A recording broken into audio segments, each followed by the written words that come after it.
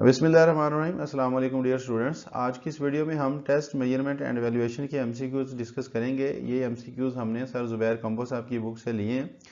As you know कि इससे पहले हमने सर ज़ुबैर कंबो साहब की बुक से ही रिसर्च के एमसीक्यूज डिस्कस किए थे और इस बुक में रिसर्च के जो एमसीक्यूज थे वो टोटल 185 एमसीक्यूज दिए गए थे और हमने वो तमाम एमसीक्यूज 3 वीडियोस में डिस्कस किए थे। उसके ऊपर हम पार्ट 1, पार्ट 2 और पार्ट 3 वीडियोस हमने बनाई थी जिसमें हमने तमाम रिसर्च के एमसीक्यूज को डिस्कस किया था।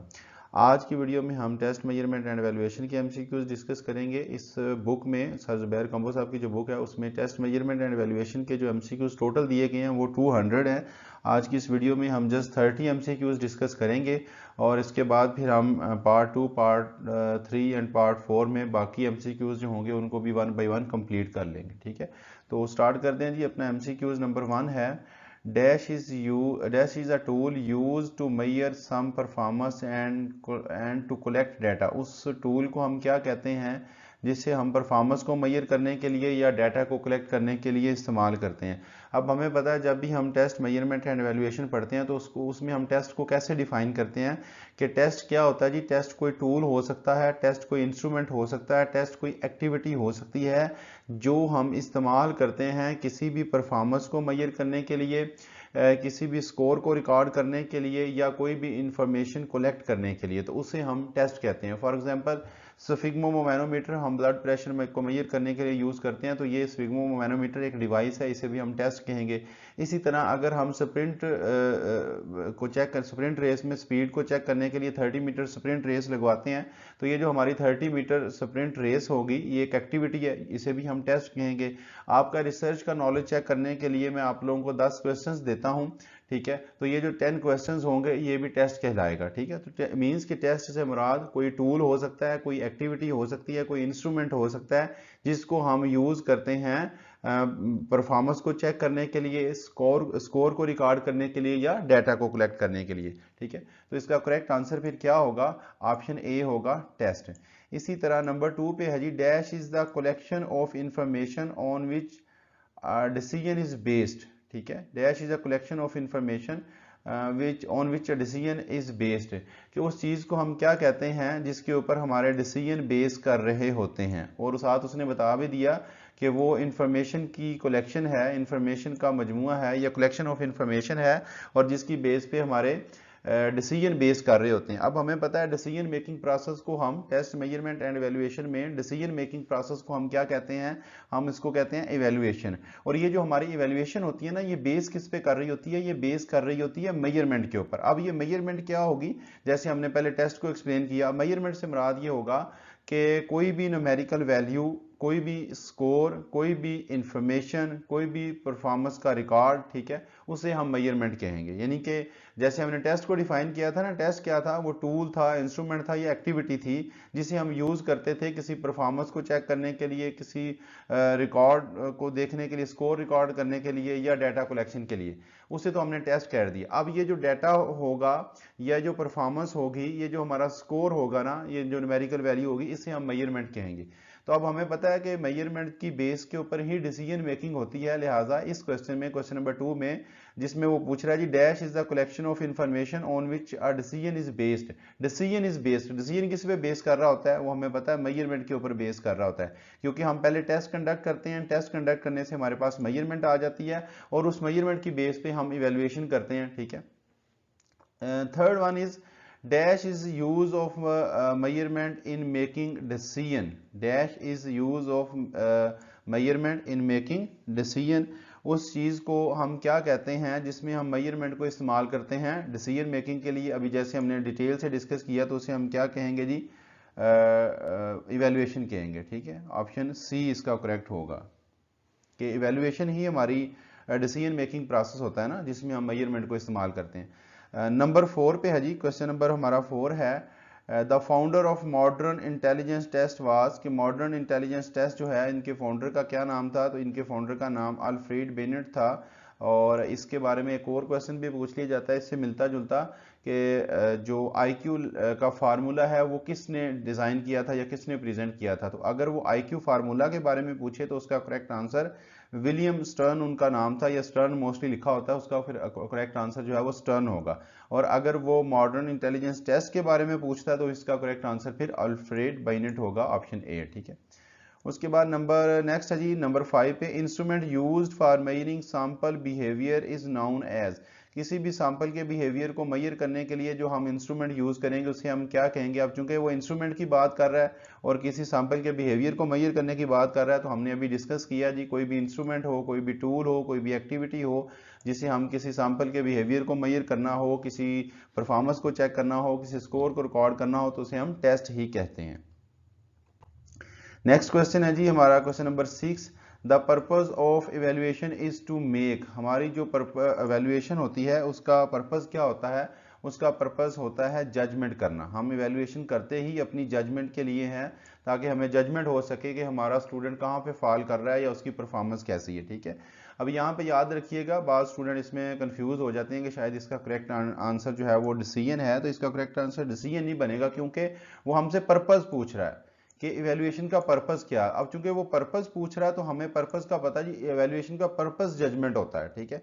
हाँ, अलबत्ता अगर वो इवैल्यूएशन का पूछे कि इवैल्यूएशन इटसेल्फ क्या है, तो हम इवैल्यूएशन को बताएंगे, एक्सप्लेन करेंगे कि इवैल्यूएशन जो है वो एक डिसीजन मेकिंग प्रोसेस है। इवैल्यूएशन एक डिसीजन मेकिंग प्रोसेस है जो बेस किस पे कर रही होती है, मेजरमेंट के ऊपर बेस कर रही होती है।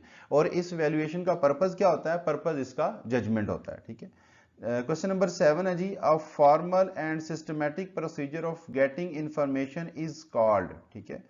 A formal and systematic procedure of getting information is called.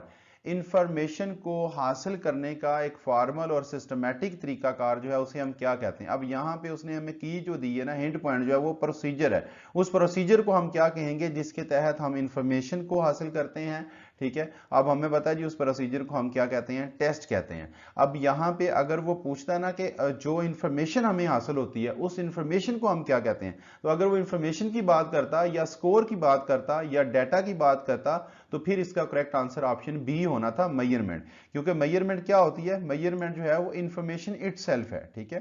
लेकिन यहाँ पे उसने प्रोसीजर को पूछा है कि इंफॉर्मेशन को हासिल करने के प्रोसीजर को क्या कहेंगे। अब हमें पता है इंफॉर्मेशन हमें कैसे मिलती है, टेस्ट कंडक्ट करेंगे तो इंफॉर्मेशन मिलेंगी ना, तो लिहाजा करेक्ट आंसर ऑप्शन ए होगा। नंबर 8 पे है जी, the process of obtaining numerical values is known as. Numerical values को हासिल करना, द ऑब्टेनिंग न्यूमेरिकल वैल्यूज, ये जो न्यूमेरिकल वैल्यू हमें ऑब्टेन होती है उसे हम क्या कहते हैं, उसका करेक्ट आंसर होगा जी मेजरमेंट, ठीक है। न्यूमेरिकल वैल्यू की जब भी बात आ जाए तो हमें पता है इसका करेक्ट आंसर क्या होगा, मेजरमेंट ही होगा। नंबर 9 पे है जी, a sum of question is called. Questions के मजमूए को क्या कहेंगे, टेस्ट कहेंगे, ठीक है। जैसे हमने फर्स्ट पे भी इसको एक्सप्लेन कर दिया था कि टेस्ट कोई इंस्ट्रूमेंट भी हो सकता है, डिवाइस भी हो सकती है, एक्टिविटी भी हो सकती है, ठीक है। तो जो भी हम टेस्ट स्टूडेंट्स का कंडक्ट करते हैं तो उसमें तमाम क्वेश्चंस का जो मजमुआ होता है, सम होता है, उसे हम टेस्ट कहते हैं। नंबर 10 पे है, vast of all in scope, के टेस्ट, मेजरमेंट एंड इवैल्यूएशन में सबसे ज्यादा स्कोप किसका होता है, तो वास्ट इन स्कोप जो होगी वो इवैल्यूएशन होगी, क्योंकि इवैल्यूएशन में मेजरमेंट भी शामिल होती है और टेस्ट भी शामिल होता है। नंबर 11 है जी, द लीस्ट इन स्कोप, तो सबसे स्कोप में लीस्ट कौन सी होगी, स्कोप में सबसे कम स्कोप किसका होगा, तो सबसे कम स्कोप टेस्ट का होगा, क्योंकि ये फर्स्ट स्टेप होता है, इसके बाद मेजरमेंट आती है और इसके बाद इवैल्यूएशन होती है, तो लीस्ट इन स्कोप जो होगा वो टेस्ट होगा। 12 नंबर पे है, tool used for summative valuation is called. Summative valuation के लिए जो हम टूल यूज करेंगे उसे हम क्या कहेंगे। वैल्यूएशन चाहे हमारी समेटिव हो या फॉर्मेटिव वैल्यूएशन हो, उसके लिए जो हम टूल यूज करते हैं उसे हम टेस्ट ही कहेंगे, क्योंकि टेस्ट ही एक चीज है जिसकी मदद से हम वैल्यूएशन कर सकते हैं। टेस्ट से हमें मेजरमेंट मिलती है और उस मेजरमेंट की बेस पे हम वैल्यूएशन करते हैं। नंबर 13 पे है, the quality of test that measures what it claims to measure is called. अब हम टेस्ट की ना करेक्टरिस्टिक्स पढ़ते हैं कि एक गुड टेस्ट जो है ना उसकी करेक्टरिस्टिक्स क्या होती हैं, तो उसकी करेक्टरिस्टिक्स हम कहते हैं जी 4 होती हैं। नंबर 1 पे हम कहते हैं जी वैलिडिटी, नंबर 2 पे हम कहते हैं रिलायबिलिटी, नंबर 3 पे हम कहते हैं ऑब्जेक्टिविटी और नंबर 4 पे हम कहते हैं यूजेबिलिटी, या इसको एडमिनिस्ट्रेशन फिजिबिलिटी भी बोला जाता है। तो ये 4 एक अच्छे टेस्ट की करेक्टरिस्टिक्स होती हैं। अब वन बाय वन हम इनको डिस्कस भी कर लेते हैं, क्योंकि नेक्स्ट इसके ऊपर एमसीक्यूज आएंगे। वैलिडिटी से क्या मुराद होता है, वैलिडिटी से मुराद ये होता है कि एक टेस्ट जिस चीज को मेजर करने के लिए बनाया गया है उससे वही चीज अगर हम मेजर करते हैं तो हम कहेंगे कि हमारा ये टेस्ट वैलिडिटी रखता है। फॉर एग्जांपल कि मैं एक टेस्ट बनाता हूं, उसमें मैं रिसर्च के क्वेश्चन सारे लिखता हूं, ठीक है, सारे रिसर्च के क्वेश्चन उसमें शामिल करता हूं। अब ये टेस्ट जो है चूंकि इसमें रिसर्च के क्वेश्चन शामिल है, लिहाजा ये किस चीज की नॉलेज को मैयर करेगा, ये रिसर्च के नॉलेज को मैयर करेगा। तो अगर मैं इस टेस्ट से रिसर्च का नॉलेज ही स्टूडेंट का चेक करूंगा तो हम कहेंगे कि ये टेस्ट वैलिडिटी रखता है, क्योंकि इससे मैं वही चीज मैयर कर रहा हूं जिस चीज को मैयर करने के लिए ये बनाया गया था। अब अगर ऐसे हो कि टेस्ट मेरा हो और उसमें क्वेश्चन सारे हों एनाटॉमी के, और मैं स्टूडेंट से कहूं जी कि मैं आपका रिसर्च का टेस्ट कंडक्ट कर रहा हूं और क्वेश्चन उनको सारे दे देता हूं एनाटॉमी के, तो फिर ये मेरा टेस्ट वैलिडिटी नहीं रखेगा, क्योंकि ये टेस्ट जिस पर्पस के लिए बनाया गया था उससे वो चीज मैयर नहीं की जा रही। पर्पस उस टेस्ट का क्या था, यानी कि उसमें जो आइटम्स है वो चीज को किस चीज को रिफ्लेक्ट कर रहे हैं, वो तो एनाटॉमी के नॉलेज को मैयर रिफ्लेक्ट कर रहे हैं। तो लिहाजा अगर उस टेस्ट से मैं एनाटॉमी का नॉलेज चेक करूंगा देन वो मेरा टेस्ट वैलिडिटी रखता होगा, अदरवाइज ये टेस्ट वैलिडिटी नहीं रखता होगा। तो वैलिडिटी से मुराद ये है कि एक टेस्ट जिस चीज को मैयर करने के लिए बनाया गया उससे वही चीज मैयर की जाए। रिलायबिलिटी से मुराद ये होता है कि हमारे टेस्ट के अंदर ये क्वालिटी हो कि उसके रिजल्ट्स में कंसिस्टेंसी पाई जाती हो, उसके रिजल्ट्स में स्टेबिलिटी पाई जाती हो, उसके रिजल्ट्स में रिपीटिशन हो। ठीक है, यानी एक टेस्ट फॉर एग्जांपल मैंने एक चीज मैयर की है, लेट्स सपोज वेट मशीन है, तो उससे मैं एक चीज एक बुक का वेट करता हूं तो वो उस बुक का वेट आता है जी 1 kg। अब 2 घंटे के बाद दोबारा उस बुक का वेट किया जाता है तो फिर भी वो 1 kg ही आना चाहिए, यानी कि उसके स्कोर में स्टेबिलिटी मौजूद होनी चाहिए। ठीक है, कंसिस्टेंसी मौजूद होनी चाहिए कि पहले भी 1 kg आया, 2 घंटे के बाद दोबारा उस बुक का वेट किया तो फिर भी 1 kg आया, 3 घंटे के बाद किया तो फिर भी 1 kg आया, तो हम कहेंगे कि ये वेट मशीन जो है ये रिलायबिलिटी रखती है। तो हमारा ये एक टेस्ट जिसके अंदर ये क्वालिटी मौजूद हो कि उसके स्कोर में रिलायबिलिटी, उसके स्कोर में कंसिस्टेंसी मौजूद हो, उसके स्कोर में स्टेबिलिटी मौजूद हो, तो हम कहते हैं कि हमारा ये टेस्ट रिलायबिलिटी रखता है। नंबर 3 पे आ जाती है ऑब्जेक्टिविटी। ऑब्जेक्टिविटी से मुराद ये होता है कि हमारा एक टेस्ट, उसमें जब हमने पढ़ा ना ऑब्जेक्टिविटी को वैसे हम कहते हैं कि ये रिलायबिलिटी की एक स्पेसिफिक स्पेशल फॉर्म है या स्पेसिफिक फॉर्म है, कि ऑब्जेक्टिविटी में ये होता है कि अगर हम टेस्ट एडमिनिस्ट्रेशन को चेंज कर दिया जाए, यानी टेस्ट टेकर को, टेस्ट एडमिनिस्ट्रेटर को, जो बंदा टेस्ट कंडक्ट कर रहा है उस पर्सन को भी हम चेंज कर दें, तो फिर भी अगर उसके रिजल्ट्स में कंसिस्टेंसी मौजूद हो तो हम कहते हैं कि ये टेस्ट ऑब्जेक्टिविटी रखता है, यानी ये ह्यूमन एरर से फ्री है, इसमें पर्सनल बायस शामिल नहीं है कि हमने टेस्ट लेने वाला बंदा भी चेंज कर दिया लेकिन उसके बावजूद हमारे रिजल्ट्स में कंसिस्टेंसी मौजूद है, तो हम कहेंगे कि ये टेस्ट ऑब्जेक्टिविटी रखता है। यूजेबिलिटी से मुराद ये होता है कि जिसमें हमारे टेस्ट को कंडक्ट करने में आसानी हो, यानी उसको कंडक्ट करने में हमारे ज्यादा पैसे खर्च ना हो, हमारा ज्यादा टाइम खर्च ना हो, हमें ज्यादा पर्सन्स की जरूरत ना हो उस टेस्ट को कंडक्ट करवाने के लिए, और उस टेस्ट के नॉर्म्स वगैरह अवेलेबल हो, तो हम कहते हैं कि ये टेस्ट यूजेबिलिटी रखता है, ये एडमिनिस्ट्रेशन फिजिबिलिटी रखता है। ये 4 कैरेक्टरिस्टिक्स होती हैं गुड टेस्ट की। अब यहां पे उसने हमसे ये पूछा है कि उस चीज को हम क्या कहेंगे जिसमें the quality of test that measures what it claims to measure, कि हम उस चीज को उस टेस्ट से उसी चीज को मेजर करें जिस चीज को मेजर करने का वो क्लेम कर रहा है, उसे हम क्या कहेंगे। तो अब जैसे हमने इसको डिस्कस किया जी, इसे हम वैलिडिटी कहेंगे, ऑप्शन सी इसका करेक्ट होगा। नंबर 14 पे है Kuder Richardson method is used to determine. अब हमें पता है ये कुडर्ड रिचर्डसन मेथड जो है ये रिलायबिलिटी को चेक करने के लिए इस्तेमाल किया जाता है। ठीक है, इसका करेक्ट आंसर जो होगा वो ऑप्शन बी होगा। इसके अलावा रिलायबिलिटी को चेक करने के जो मेथड होते हैं ना, वो टेस्ट रीटेस्ट मेथड होता है, पैरेलल या इक्वल फॉर्म मेथड होता है, कुडर्ड रिचर्डसन मेथड है, क्रोम बैच अल्फा है, ये सारे ही मेथड जो हैं ये रिलायबिलिटी को चेक करने के लिए इस्तेमाल होते हैं। नंबर 15 पे है quality of test to give same score at 2 time is called. Test की इस क्वालिटी को क्या कहेंगे कि जिसमें वो सेम स्कोर दो दफा देता है, तो हम अभी डिस्कस कर चुके हैं जी, इसको हम रिलायबिलिटी कहते हैं। टेस्ट स्कोर अगर सेम आ रहा है, रिपीट हो रहा है, तो रिलायबिलिटी होगा। नंबर 16 पे reliability is concern with dash of the students. Reliability का ताल्लुक किसके साथ होता है, स्टूडेंट्स की कंसिस्टेंसी के साथ होता है, स्टूडेंट के स्कोर में कंसिस्टेंसी के साथ इसका ताल्लुक होता है। ऑप्शन डी इसका करेक्ट होगा। वैसे इसका ऑप्शन बी भी बनता है, स्टेबिलिटी भी वही चीज है, लेकिन चूंकि यहाँ पे स्टेबिलिटी और कंसिस्टेंसी दोनों मौजूद हैं तो फिर हम कंसिस्टेंसी को टिक करेंगे। नंबर 17 पे है quality of test showing ease of time, cost, administration and interpretation is called. Test की इस क्वालिटी को क्या कहेंगे कि जिसमें उसको कंडक्ट करने में हमारा टाइम भी इतना नहीं लग रहा, पैसे भी इतने नहीं लग रहे, एडमिनिस्ट्रेशन उसकी भी आसान है, उसको इंटरप्रेट करना भी आसान है। तो अभी हमने डिस्कस कर लिया जी डिटेल के साथ, इसको हम यूजिबिलिटी कहेंगे। नंबर 18 पे है if the score of test is not affected by any factor, कि टेस्ट का जो स्कोर है वो किसी भी फैक्टर से इफेक्ट नहीं हो रहा, the quality of test is called. तो इस टेस्ट की क्वालिटी को हम क्या कहेंगे, ऑब्जेक्टिविटी कहेंगे, यानी उसमें ह्यूमन एरर या पर्सनल बायस भी शामिल नहीं है, किसी किस्म के फैक्टर से वो इफेक्ट नहीं हो रहा, तो इसे हम ऑब्जेक्टिविटी कहेंगे। नंबर 19 पे जी, dash is the quality of test which discriminate between high performance and low performance. Test की इस क्वालिटी को क्या कहेंगे जो हाई परफॉर्मेंस और लो परफॉर्मेंस में को डिस्क्रिमिनेट करती है, उसको उसमें फ़र्क को हाईलाइट करती है। तो इसको हम ऑब्जेक्टिविटी तो नहीं कह सकते, ठीक है, वैलिडिटी भी नहीं कह सकते, यूजिबिलिटी भी नहीं कह सकते, क्योंकि ये तो डिफरेंट चीज़ें हैं। तो फिर हमारे पास एक ही ऑप्शन बचता है जी, वो है ऑप्शन बी, डिफरेंशिएबिलिटी, इसको हम कहेंगे।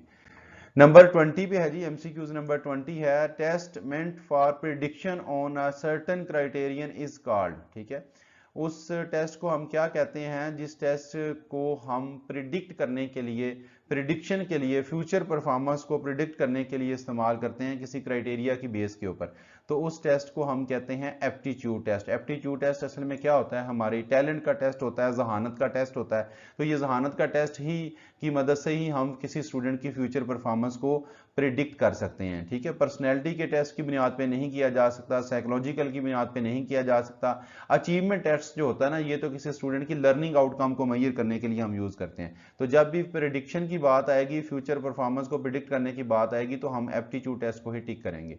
21 पे है जी, test which measures learning outcome of the student is known as dash test.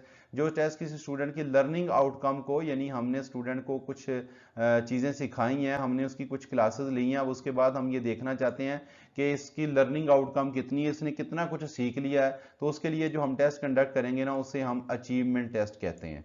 Number हमारा नेक्स्ट है जी 22, test design to predict future performance is called. अभी हमने जैसे डिस्कस किया, फ्यूचर परफॉर्मेंस जो है वो किसकी बेस पे हम प्रिडिक्ट कर सकती हैं, एप्टीट्यूड की बेस पे ही, जहानत की बेस पे ही परफॉर्मेंस को, फ्यूचर की परफॉर्मेंस को प्रिडिक्ट किया जा सकता है। 23 पे जी, test is use to determine whether a student has achieved enough knowledge to meet some minimum requirement set by the tester. कि उस टेस्ट को हम क्या कहते हैं, जो टेस्ट हमें ये डिटरमिन करता है कि एक स्टूडेंट ने इतना नॉलेज हासिल कर लिया है या नहीं किया, कि वो मिनिमम रिक्वायरमेंट्स जो एक टेस्टर ने सेट की है उसको वो मीट करता है या नहीं करता। ठीक है, तो इसको हम एप्टीट्यूड टेस्ट तो नहीं कहेंगे, ठीक है, क्योंकि ये future performance learning outcome test तो अचीवमेंट के लिए होता है। पर्सनैलिटी टेस्ट भी नहीं कहेंगे, तो फिर हमारे पास ऑप्शन बी बचता है जी, मास्टरी टेस्ट। ऐसा टेस्ट होता है जिसकी मदद से हमें ये पता चलता है कि स्टूडेंट ने जो एक क्राइटेरिया उसके टेस्टर ने सेट किया था, यानी टेस्ट लेने वाले पर्सन ने कोई क्राइटेरिया सेट किया था, अब स्टूडेंट उस मिनिमम क्राइटेरिया को मीट कर रहा है या नहीं कर रहा, तो इसके लिए हम जो टेस्ट कंडक्ट करते हैं उसे हम मास्टरी टेस्ट कहते हैं। 24 पे है, dash test for discrimination among different levels of accomplishment because it is usual not possible to expect every student to achieve 100% result। उस टेस्ट को हम क्या कहते हैं, जो टेस्ट क्या करता है जी, discrimination among different levels of accomplishment, के वो कंप्लीशन के जो डिफरेंट लेवल्स होते हैं ना, उनको डिस्क्रिमिनेट करता है। क्योंकि वो कहता है जी, हर स्टूडेंट के लिए हम हर स्टूडेंट से ये एक्सपेक्ट नहीं कर सकते कि वो 100% रिजल्ट देगा। ठीक है, यानी हम कोई चीज़, कोई स्किल है, उसके हम लेवल बना देते हैं जी, लेवल 1 है, लेवल 2 है, लेवल 3 है, लेवल 4 है। तो हो सकता है किसी स्टूडेंट ने लेवल फर्स्ट कंप्लीट कर ले, कोई लेवल 2 पे पहुंच जाए, कोई लेवल 3 पे पहुंच जाए। अब हर कोई स्टूडेंट जो होगा वो लेवल 4 पे नहीं पहुंचेगा, कोई लेवल 4 पे पहुंच जाएगा, कोई 2 पे रुक जाएगा, कोई 3 पे रुक जाएगा। तो इस चीज़ के लिए हम कौन सा टेस्ट कंडक्ट करेंगे, क्योंकि ये लर्निंग आउटकम की बात है, तो हम अचीवमेंट टेस्ट जो है ना, यही हमें इस चीज़ में हेल्प आउट करता है कि जिसकी मदद से हम क्या कर सकते हैं कि डिफरेंट लेवल्स जो होते हैं स्किल के, उनको डिस्क्रिमिनेट कर सकते हैं अचीवमेंट टेस्ट के जरिए, कि इस स्टूडेंट ने लेवल 1 कंप्लीट कर लिया, इसने 2 कर लिया, इसने 3 कर लिया। ठीक है, 25 पे है जी, the first step in measurement is. जब भी हमने मेजरमेंट करनी होती है तो हमारा फर्स्ट स्टेप क्या होना चाहिए, तो फर्स्ट स्टेप हमारा ये होना चाहिए, the decision of what to measure, कि हम ये डिसाइड करें कि हमने मेजर क्या करना है, ये हमारा फर्स्ट स्टेप होना चाहिए, ऑप्शन ए। ठीक है, 26 पे जी, a dash is used to determine if someone has attend a specific level. ठीक है, उस चीज को हम क्या कहते हैं जिसकी मदद से हमें ये तय करते हैं कि किसी ने कोई स्पेसिफिक लेवल अचीव कर लिया है या नहीं कर लिया। ठीक है, जब भी हमने स्टूडेंट्स की परफॉर्मेंस को चेक करना होता है ना, तो नॉर्मली हम दो रेफरेंस यूज करते हैं। एक को हम कहते हैं क्राइटेरियन रेफरेंस, दूसरे को हम कहते हैं नॉर्म रेफरेंस। क्राइटेरियन रेफरेंस ये होता है कि जिसमें हम कोई क्राइटेरिया फिक्स कर देते हैं और हम स्टूडेंट्स की परफॉर्मेंस को उस क्राइटेरिया के साथ कंपेयर करते हैं और देखते हैं कि स्टूडेंट ने वो उस क्राइटेरिया को अचीव कर लिया या नहीं कर लिया, और उस क्राइटेरिया की बेस पे हम स्टूडेंट की स्कोरिंग करते हैं या ग्रेडिंग करते हैं। और दूसरा जो रेफरेंस होता है ना, वो होता है नॉर्म रेफरेंस। नॉर्म रेफरेंस में ये होता है कि हम स्टूडेंट्स का जो स्कोर होता है ना, वो जो अदर पार्टिसिपेंट्स होते हैं या उसके दूसरे क्लासमेट्स होते हैं ना, उनके स्कोर के साथ कंपैरिजन करते हैं, और जिसका हाईएस्ट स्कोर होता है उसको हम ग्रेडिंग उसके अकॉर्डिंग कर देते हैं। यानी आप ये समझ लें कि ग्रेडिंग करने अगर हम करना चाहते हैं तो दो रेफरेंस हमारे पास होंगे, criterion reference, norm reference. Criterion reference में क्या होगा कि स्टूडेंट का जो स्कोर होगा उसको किसी फिक्स क्राइटेरिया के साथ कंपेयर करेंगे, तो ये क्राइटेरियन रेफरेंस होगा। और अगर हम स्टूडेंट के स्कोर को स्टूडेंट्स के स्कोर के साथ ही यानी दूसरे स्टूडेंट्स के स्कोर के साथ कंपेयर करते हैं तो ये नॉर्म रेफरेंस होगा। अब यहां पे चूंकि वो बात कर रहा है स्पेसिफिक लेवल की, यानी फिक्स लेवल के साथ आपने उसको कंपेयर करना है, तो फिर ये क्या होगा, क्राइटेरियन रेफरेंस होगा। ऑप्शन ए करेक्ट होगा इसका। ठीक है, उसके बाद नेक्स्ट 27 पे है, a dash is used to judge an individual performance with performance of other members of well defined groups. अब जब भी हमने उसकी परफॉर्मेंस को क्या करना है, अदर मेंबर्स की परफॉर्मेंस के साथ कंपेयर करना है, तो इसको हम क्या कहेंगे, नॉर्म रेफरेंस टेस्ट कहेंगे। 28 पे है जी, dash any valuable for comparison among individuals when the situation requires a degree of selectivity, कि वो कौन सी चीज dash are valuable for comparison among individuals, कि हम इंडिविजुअल्स के दरमियान कंपैरिजन करना चाहते हैं जब हमने कुछ सिलेक्शन करनी होगी उनके दरमियान, तो वो उसको हम क्या कहेंगे। अब चूंकि वो इंडिविजुअल्स के दरमियान कंपैरिजन की बात है, तो लिहाजा नॉर्म रेफरेंस टेस्ट होगा। ऑप्शन सी करेक्ट होगा। नंबर 29 पे है जी, formula to determine IQ was presented by, इसको हमने पहले बता दिया था, मैंने इसको डिस्कस कर दिया था कि आईक्यू का फार्मूला जो है वो किसने दिया था, वो विलियम स्टर ने दिया था। और ये फार्मूला है क्या था, ठीक है, ये फार्मूला था mental as over chronological age multiply by 100। ये फार्मूला भी बाज़ औक़ात पूछ लिया जाता है कि आईक्यू को डिटरमिन करने के लिए फार्मूला कौन सा यूज होता है, तो वो फार्मूला होता है जी mental age divided by chronological age multiply by 100, ये आईक्यू का फार्मूला होता है। And last question is, evaluation is a dynamic decision making process that involves in, evaluation जो है वो डायनामिक डिसीजन मेकिंग प्रोसेस है जिसमें कौन कौन सी चीजें इन्वॉल्व होती हैं। अब हमें पता है इवैल्यूएशन जो है उसमें टेस्ट भी इन्वॉल्व होता है, मेजरमेंट भी इन्वॉल्व होती है, यानी डाटा कलेक्शन भी इन्वॉल्व होती है उसमें, ठीक है। और इस सेंस में फिर अगर हम देखें ऑप्शन ए देखें, कलेक्टिंग सूटेबल डाटा, ये भी उसमें शामिल होगी। Judging the value of these data according to some standard, कि उस वैल्यूज को हम किसी स्टैंडर्ड के साथ कंपेयर करके उसकी वैल्यू चेक करते हैं, ये भी डिसीजन मेकिंग में शामिल होता है। Making decision based on the these data, और ये डिसीजन जो इसी डाटा के बेस पे शामिल होती है, ये वाली चीज भी, तो लिहाजा करेक्ट आंसर इसका क्या होगा, ऑप्शन डी होगा। ये हमारे 30 क्वेश्चन थे जी। हम अब इसके बाद इस वीडियो का पार्ट 2 रिलीज करेंगे जिसमें 31 से लेके कोशिश करेंगे कि 60 तक एमसीक्यूज को डिस्कस करें। Thank you very much. अगर आपने चैनल को सब्सक्राइब नहीं किया तो लाजमी इसको सब्सक्राइब करें काइंडली, और अपने डिफरेंट ग्रुप्स में इसको लाजमी शेयर करें। Thank you.